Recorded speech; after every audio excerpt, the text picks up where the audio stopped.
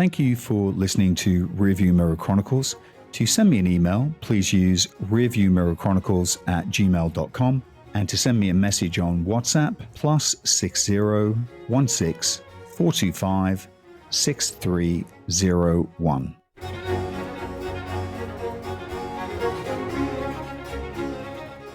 Hello and welcome to Rearview Mirror Chronicles. My name is Keith Hockton. I'm a public historian, author and broadcaster. And today I'm going to be talking about haggis because Buns Night isn't that far away and haggis is the national dish. If you haven't heard of it or eaten it, it's a dish that is considered special for a few reasons. First and foremost, it's a traditional Scottish dish that has been enjoyed for centuries, and it's often seen as a symbol of Scottish culture and Scottish heritage. Yes, it is the national dish of Scotland. So the Haggis Scoticus in Latin is about the size of a large house cat or a small dog, and it lives predominantly in the highest mountains in the Highlands of Scotland. More about that wee furry creature later. The origins of the haggis are unclear, but it is believed to have been eaten in Scotland, I guess for about 700 years. And some historians believe that it may have originated with the ancient Celts, who would stuff the organs of an animal with oats and spices to make a type of sausage, a large sausage. Others believe that it was introduced to Scotland by the Vikings, who would also make a very similar dish.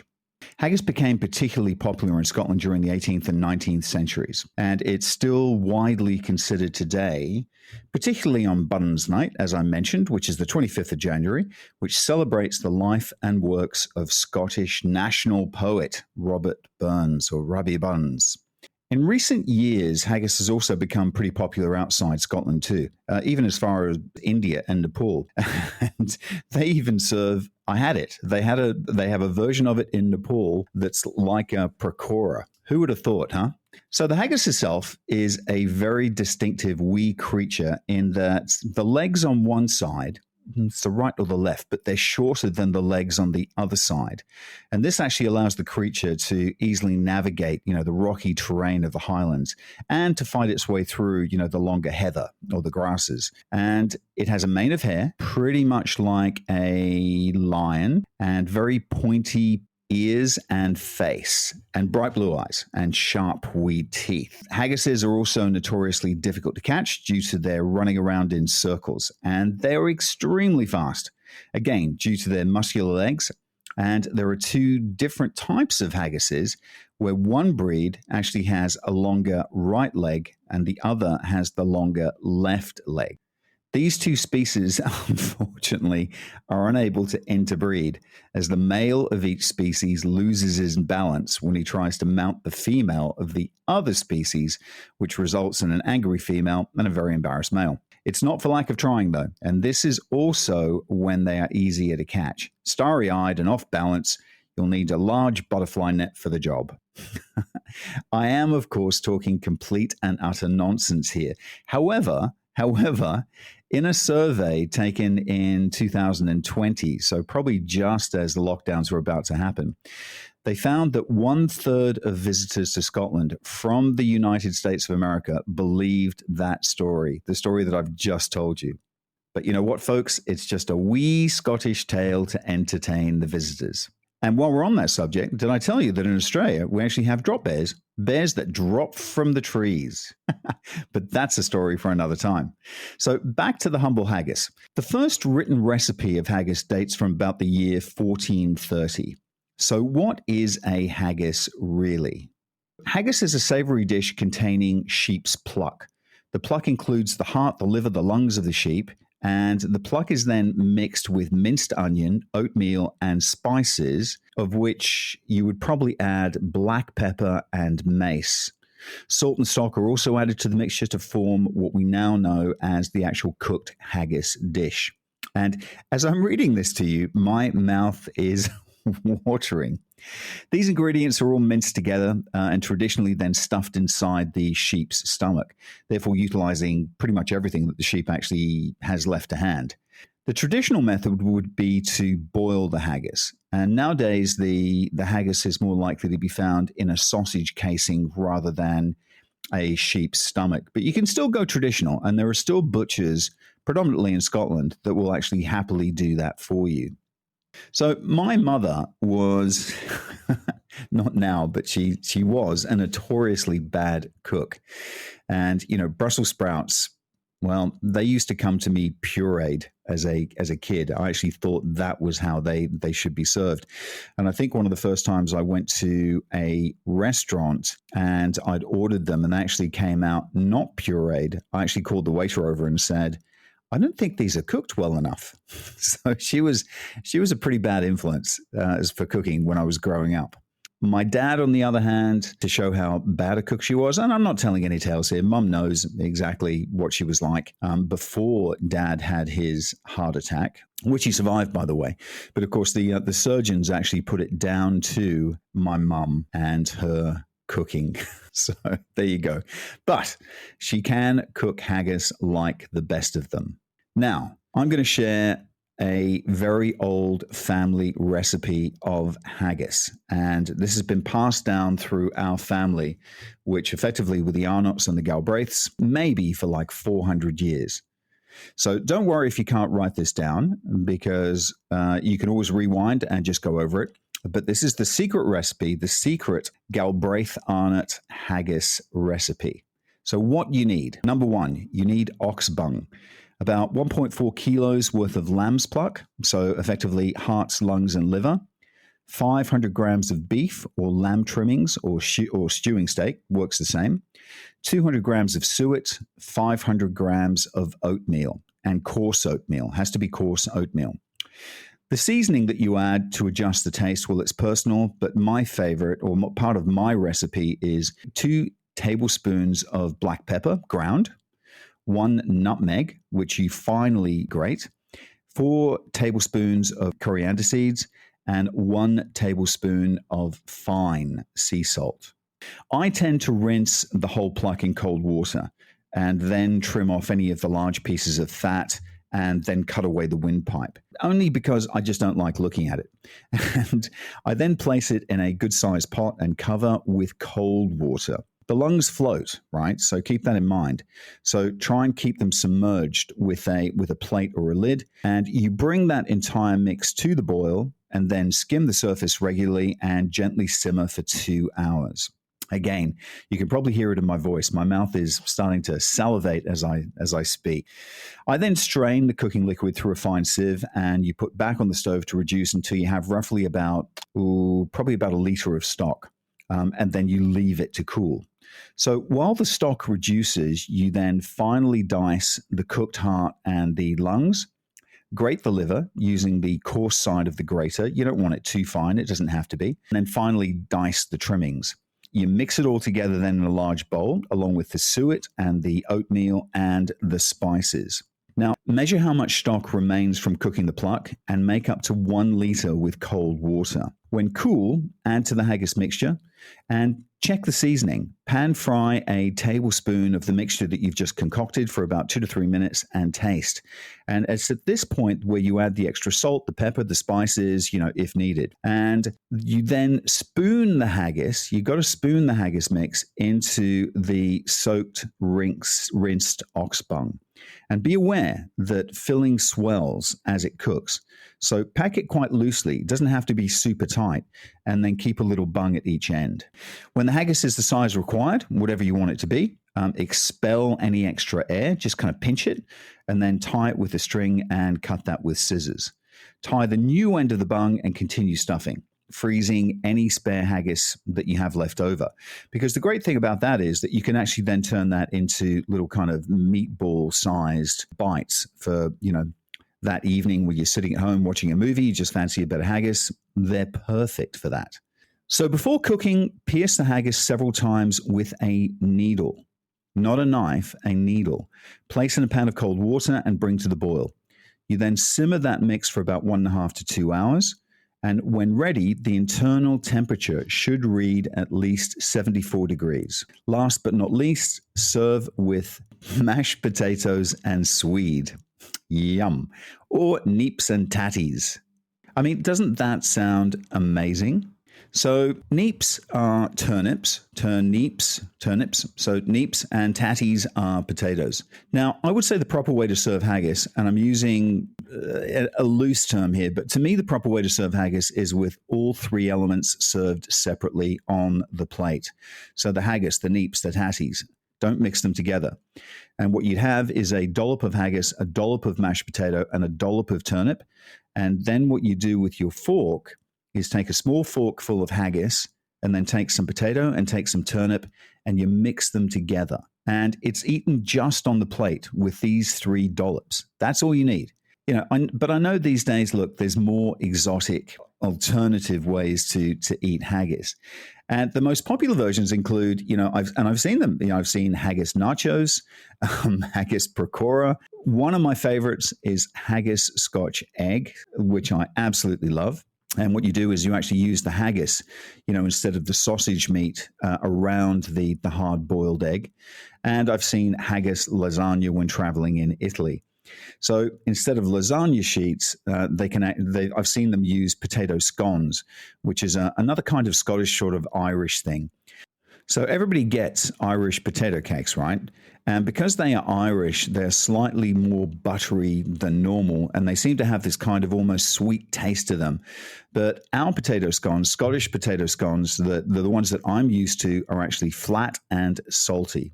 But you know what? Regardless, whatever ones you use, they will look and taste awesome. Other than that, we also eat haggis on burgers. We have haggis burgers. I've also seen haggis paninis or toasties. That also works pretty well. And actually, if you do a panini, add brie to it because that just ups the ante ever so slightly. And in Scotland, you can even get haggis flavored chips or crisps. And look, if for any reason you happen to be in Glasgow, which is where my mother was born and, where I spent, my formative years, robbing telephone boxes on a Monday morning. Remember telephone boxes? And you would rob them on a Monday morning. Someone asked me this the other week. It was like, why would you rob them on a Monday morning? It's, well, because people used them over the weekend to make calls. Anyway, I was 4. Come on. So if you're in Glasgow, go to Bar Block, which is an awesome, pub cum cafe on Bath Street. It's one of my favorite places to go whenever I'm in Glasgow for anything to eat. And they also do live music most nights of the week. So definitely worth a trip. Now, there is never a right or wrong way as such to serve haggis and its accoutrements.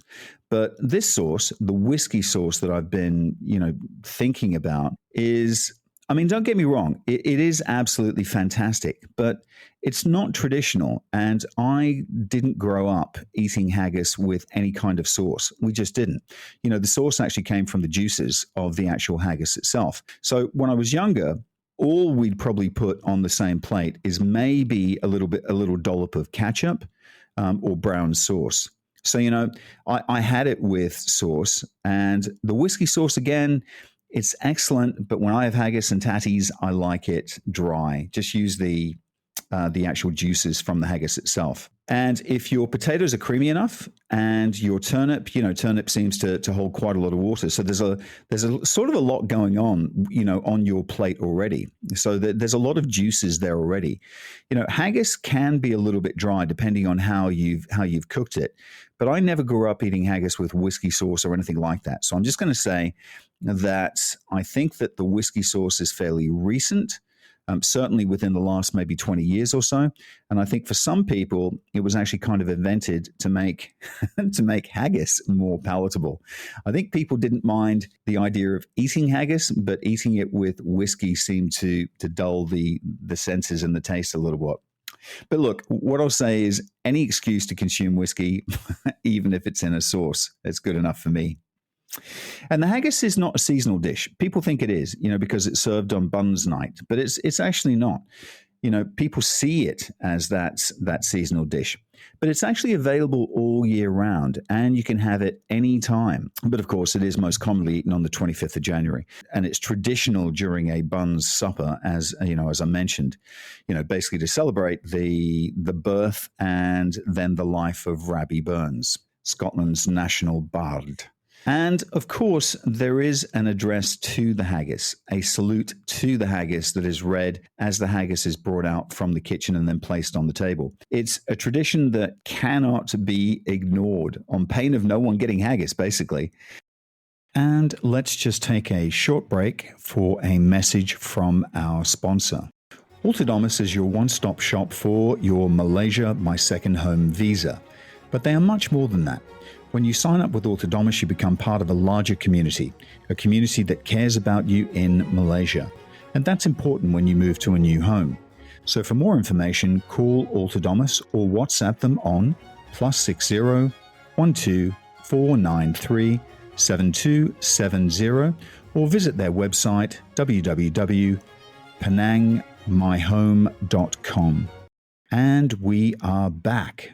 So reading this is Gareth Morrison, and he's one of my favorite actors. And I'll actually give you the translation directly afterwards in English. So here we go. Gareth Morrison reading the Ode to Haggis.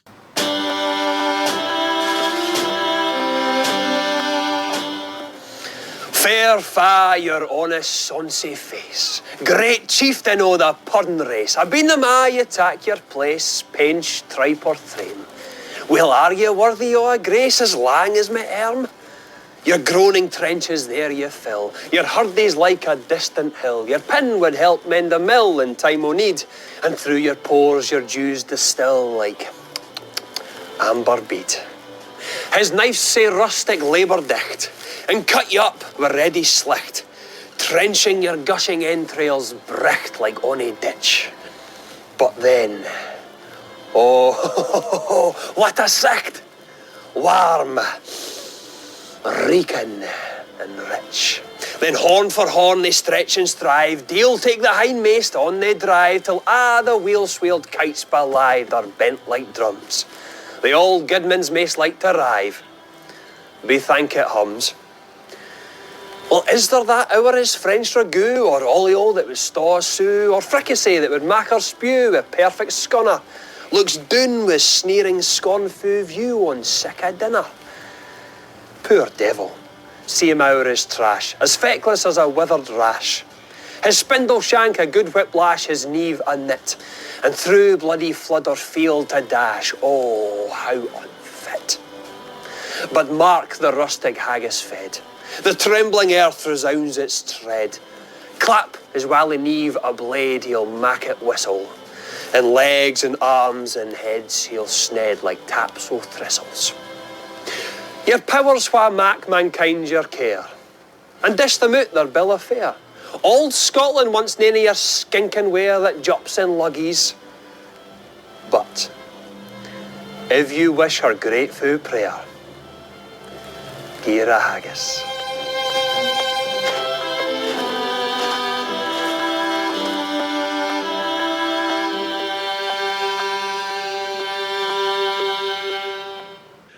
What an amazing rendition to Rabbi Buns. Had ye visited Scotland in the year of our Lord 1805, this would have been the Scottish dialect that you would have heard. A guide and an interpreter would definitely have been needed. So in English, the poem goes something like this, and I'm not even going to attempt to put on a Scottish accent because I've got this thing about actors and Scottish accents, and I have to say, I thought Mel Gibson did an okay-ish job in Braveheart. There were places where he just went completely off script, but I think he did an okay job. I think Liam Neeson in Rob Roy did a fantastic job because he reverted to his original Irish kind of lilt. And here's the thing. The Scots originally came from Ireland.